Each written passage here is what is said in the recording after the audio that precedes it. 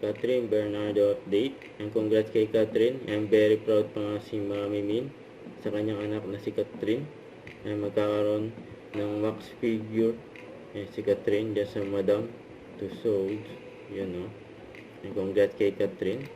And pretty and black pa nga sa kanyang outfit yun o. Ito pa nga interview kay Hey Catherine. preview, it's Catherine, and I'm so excited for you guys to meet my twin here in Madame Tussauds, Hong Kong. Yun o.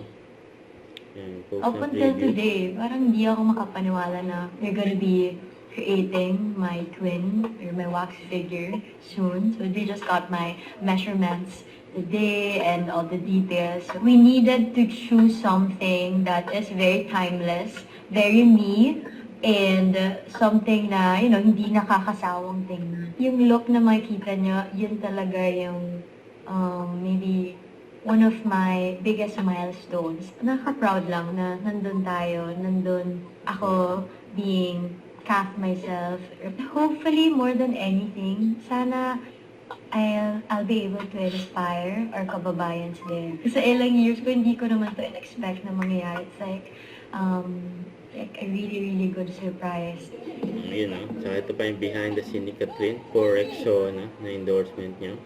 And happy, cut is best cut. Get the same bright glow with Rexona Vitamin Plus Bright, yun o.